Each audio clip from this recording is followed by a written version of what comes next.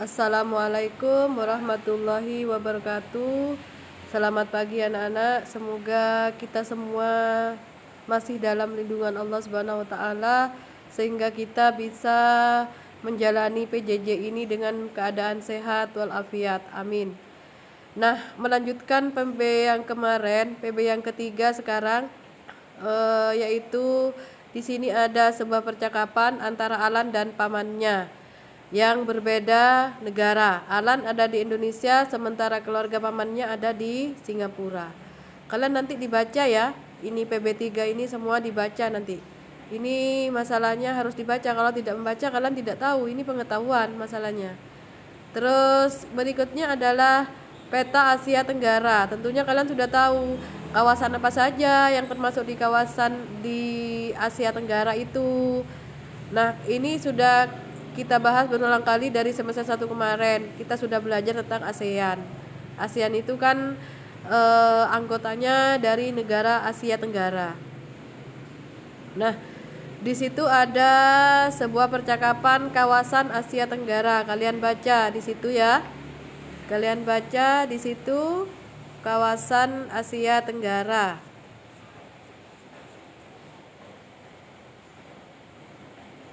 Maaf, ini sudah ini ya.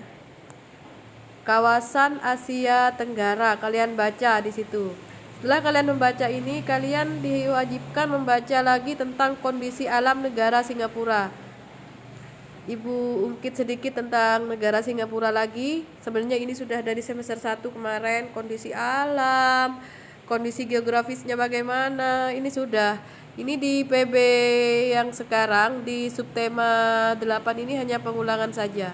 Kondisi alam negara Singapura. Kalian tahu Singapura itu adalah negara kecil. Ukurannya hanya panjangnya itu 41,8 kilo dan lebarnya 22,9 kilo. Nah, wilayahnya itu berupa dataran rendah. Ya. Tapi kenapa negara Singapura itu merupakan negara yang kaya? Karena Singapura itu tempatnya strategis, anak-anak. Tempat transit para negara-negara lain, orang-orang dari negara lain transitnya di sini. Dan kemudian di Singapura itu banyak industri-industri yang berdiri di sana. Ya. Nah, di situ Singapura merupakan negara kepulauan kecil yang memiliki 63 pulau kecil. Di situ ada karakteristik negaranya dari ibu kota sampai mata uangnya itu berupa dolar Singapura. Kemudian yang wajib kalian kerjakan ini ya, yang di kolom biru kalian tulis itu diisi. Dicari saja jawabannya di Google, langsung ada di situ ya. Dicatat sebagai catatan saja. Nah, setiap kali ada catatan yang wajib kalian catat, itu ibu minta tolong di pojok kanan atas diberi tanggal. Tanggal misalkan tanggal sekarang 19 bulan 2 2022. Sudah? Berikutnya itu adalah negara Singapura. Di sini ada sebuah wacana tentang negara Singapura. Singapura kini sudah menjadi negara maju dan sangat terkenal di dunia, meskipun luas wilayahnya tidak seberapa. Perkembangannya pesat, negara Singapura ternyata juga mendapatkan predikat negara terbersih di dunia. Mereka sangat menjunjung tinggi kebersihan anak-anak. Nah, coba kalian itu isi ya, nomor 1 sampai nomor 4 isi. Berarti tugas pertama itu adalah yang di kolom biru, yang kedua itu di halaman 26, nomor 1 sampai nomor 4. Dan terakhir itu adalah tugasnya di halaman 27. Apa yang dapat kita lakukan di rumah untuk menjaga lingkungan? Nah, Ibu ceritakan dulu sebentar. Pemerintah Singapura itu membuat peraturan ketat anak-anak untuk seluruh masyarakat yang tinggal di negara tersebut. Misalkan salah satu contohnya yaitu menjaga lingkungan.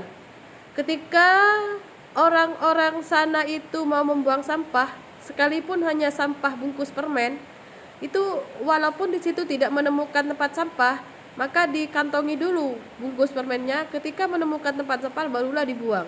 Kenapa? Karena di sana semua itu terekam CCTV. Di setiap jalan itu ada CCTV di sana.